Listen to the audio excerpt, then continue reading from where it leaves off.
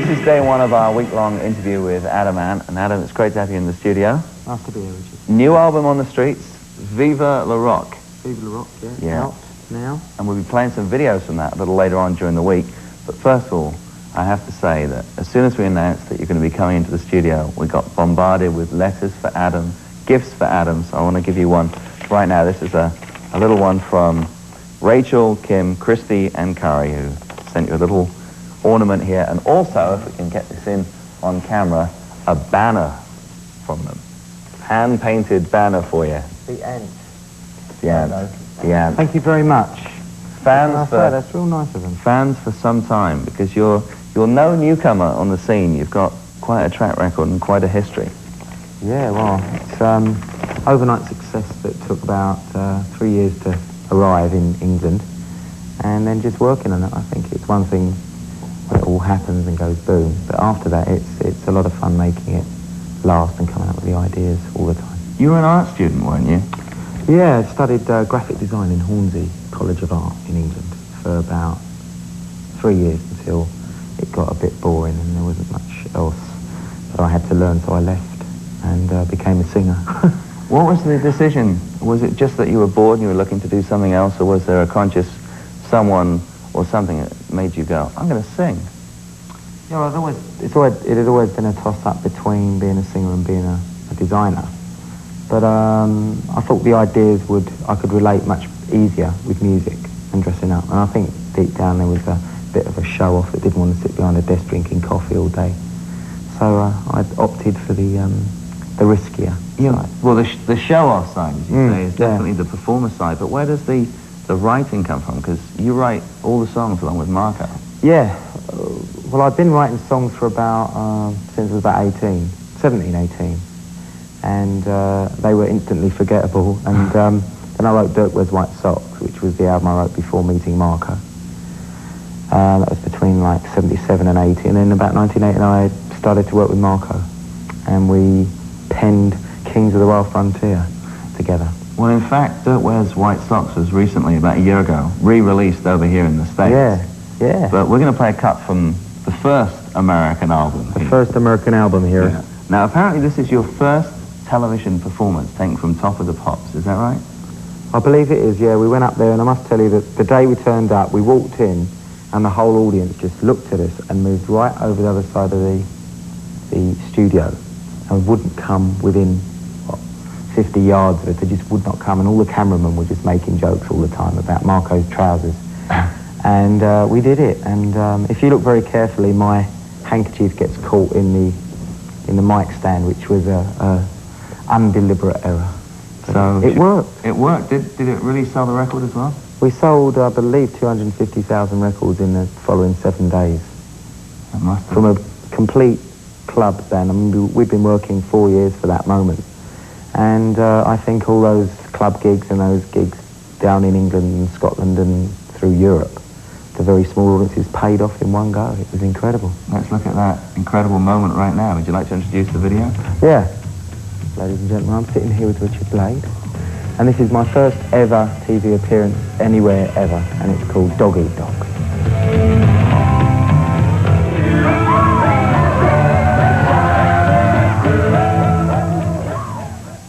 Day 3 of our interview with Adam Ant. Good to have you in the studio still. Yeah, still here. We are going to be moving on to the album Viva La Rock real soon. But first of all, I've got another thing to give you. I love Adam Ant. I think this is from Debbie, and it's too long to read right now, but massive letter for you, okay? Yeah, well, okay. It finishes with please, please, please, please. So I think please what? We'll find out afterwards, okay? But right now we're going to move on to the video for Stand and Deliver. Yeah. What kind of a period in the career of Adam the Ants was that for you? Well, that was sort of getting into a point where there was a lot of criticism at the time about videos. People were very cynical about music videos early on. At that stage, they said it was, you know, people shouldn't spend that much money on that kind of promotion. They thought it was some kind of tacky thing. And it was that point I really wanted to do a video that was really like a film, like an epic. using, you know, stage settings, and also going right over the top with it. So we went outdoors. I remember it being very cold, everybody shivering, and there were about 100 people in that video, 100 extras, like running around and slipping over in the mud. But it was, looking back on it, was just pandemonium, but it all came off okay, you know. And it seems ironic looking back now that people don't think it's tacky or cynical anymore, which is great. No, they really appreciate it, but when it was made, it really stands by itself. Yeah, and delivers. Yeah, it delivers.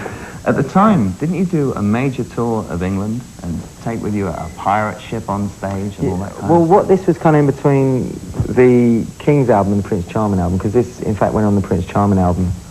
And by that point, I did the Prince Charming review, which encompassed all the imagery of the videos, because I thought there's no point making these glamorous videos and doing all this kind of tight dance stuff unless you can prove you can do it live.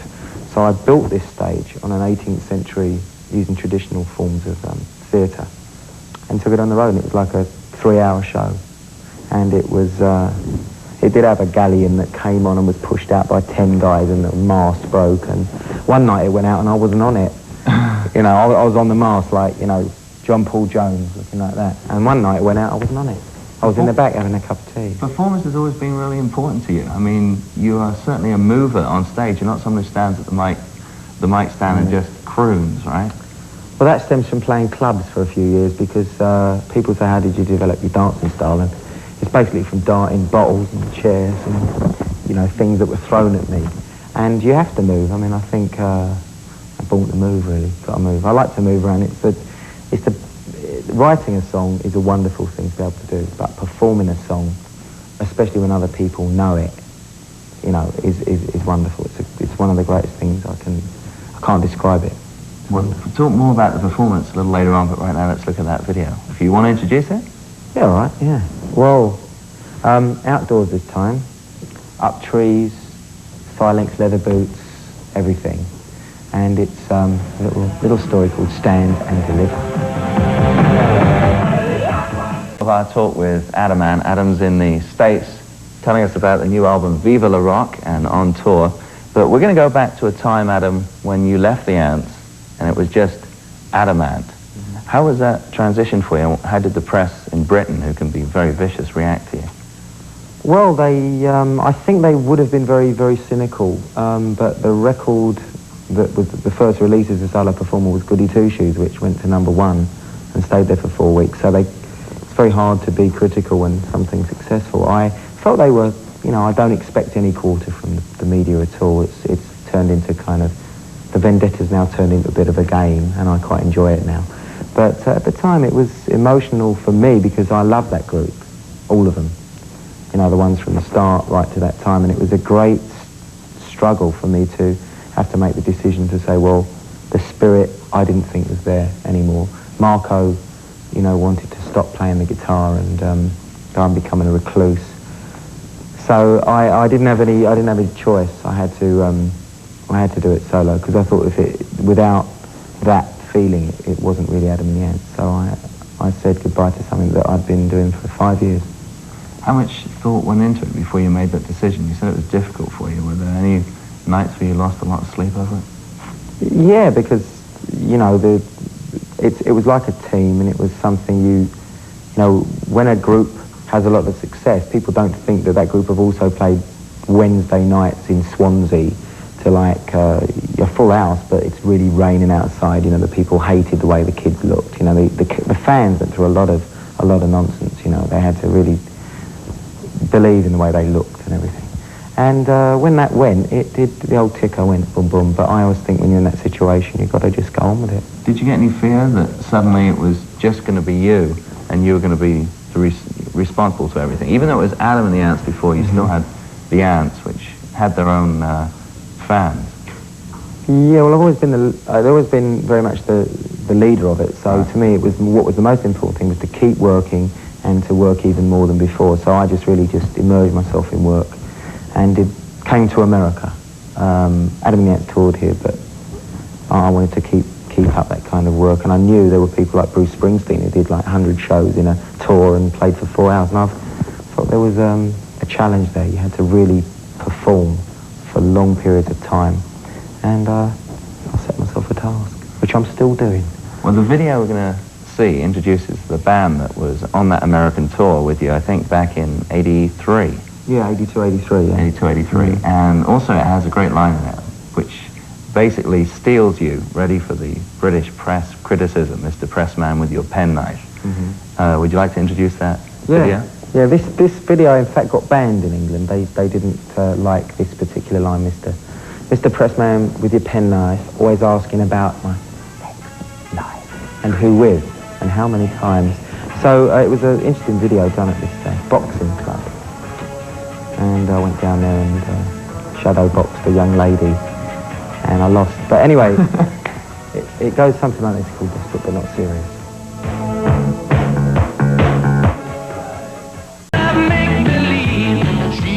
Thanks for sticking around with us today. It's a special day.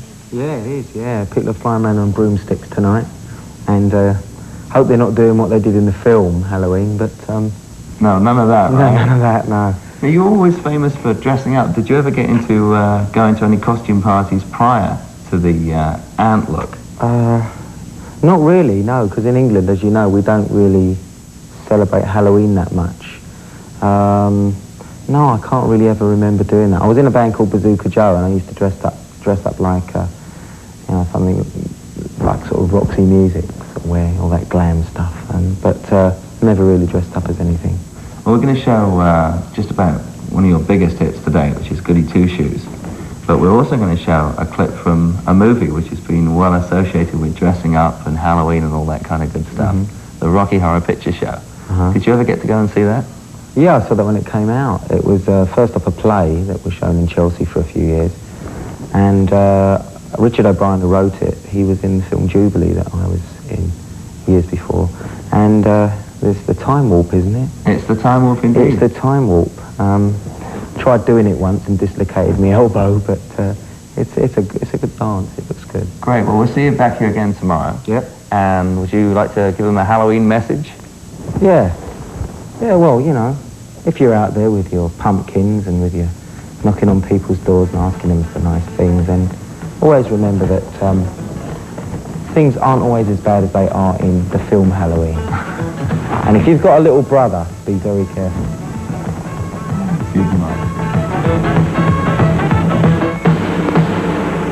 Our week-long talk with Adam Ant, and we're up to the album Viva La Rock. Viva La Rock. Yeah. The new one. The new album, actually. This one's signed over to me. The cover looks a bit like this, though, right? This is it. This is the one. And before we get into this, I have a Boy Scout scarf containing a present for you. From a Boy Scout? No, from a Girl Scout, I think. Her name is Anu. She brought it round because she knew I'd be talking with you. Well, that's jolly nice. Thank you very much, Anu. I might use it as an earring or hang it. Oh, thank you. It's very kind. We also got the scarf as well. The scarf? The scarf. Well, if I ever join the Boy Scouts in drag, I shall go for it. Thank you. He's all ready for it. Now, we're going to move into the new album. And the album is a lot more rocky. You're into rock and roll here. Yeah, it's a sort of swamp. It's like that sweaty, I wanted a sort of sweaty, sort of grumbling loudness, because I feel back home, before I write a record, I'm very aware of what's going on. And I listen to the radio and I buy a lot of albums. And once you know what's happening, you can then just go completely the other way. And I felt that it'd be nice to, with the return of Marco to the group, to do something very guitar-orientated and something very nitty-gritty, and that's what Viva La Rock is. Do you ever write songs that are really personal to you or very political? You know, people like Sting and Phil Collins, when they go through a traumatic relationship, their songs become very oppressive or depressive or reflective of their state of mind. Or at the moment, with Sting's current album, very political. Yeah. How about you? Do you let that influence your writing? Oh yeah, quite certainly. I mean, when you read a lyric line on one of my albums, that's me at that period of time. In fact, sometimes it's so open that you know, it's a worry, but you feel, well, maybe I should hold off. But I think there's no privacy when it comes to work, because the audience demand an intimacy. But I think it extends to the live show. I try not to get involved in politics because I'm not actually interested in politics. I'm interested in history. And that's why on the album I deal with things like space history, you know, Apollo 9, or things that excite me. I mean, and being in America, which is now, you know, like a second home to me, it's great for me to be here. The radio, the TV is just a whole wealth of ideas coming at me all the time. And I tend to incorporate that into the work because I think it's very special. Were you, growing up, influenced by the American space program? Did you sit up in the middle of the night when the man landed on the moon? Oh yeah, I watched them all, you know, and it was when I think the last time, in fact, having done Live Aid recently, the last time that really happened, when the whole world watched it, was when they landed on the moon. You know, everybody watched it, you know, it was such an achievement. And with the film The Right Stuff, which I saw when I was touring here a couple of years ago, it conjured up all these images of, like, the cowboy in space, and it was great, and the Apollo 9 just sort of grew out of that, and the album really also grew out of that. So let's check out that video right now if you want to introduce it. Yeah, Apollo 9, an interesting little piece, directed by an old school friend of mine called Daniel Kleinman, who is also now directing Madonna's videos. He's about as tall as me, and he's actually in goody two-shoes. He's the bloke that's flicking the coin up with the hat on. And he lives in LA, so if you see him, go up to him and say it's your fault. So, this is called Apollo 9. It's been great having you in the studio. We've been looking forward to doing a Adam Ant week for a long time. It's always my pleasure. I mean, we did one a couple of years ago, and it's nice. People say things don't last in this business, but they do, and friendships like ours is important. I appreciate you. Well, hey, it's been great once again, and thanks for making it a special week. Thanks to Howard Jones for his interview. But Adam, I'll tell you, the anthology is, I can say that because he said it earlier on, the anthology has been terrific. And Viva La Rock, tell me some thoughts about that video. Well, Viva La Rock was, having done all these things with the conceptual videos, and I sit down and do these drawings and dream it all up. I wanted to do something that I could just concentrate on doing what I love doing, which is performing, and finding interesting ways of shooting it and editing it up. So when it was done, I said to the director, let's do something that's very live, but make the live as conceptual as a conceptual video. So we did, and he's done some very interesting things with it. Like there's an image that just registers on the brain and the retina, but doesn't. It's only a split second, and flashes of lightning. And there was a lot of work went into this, and we had a guy that looks like Marlon Brando, so we had down, and you know, so we had him hanging up from the ceiling and on a bike, and it was very funny, but it eventually worked out okay. And it was done in Greenwich. So let's look at the title track then from the album. Viva La Rock. Viva La Rock. Thank you. Thank you very much.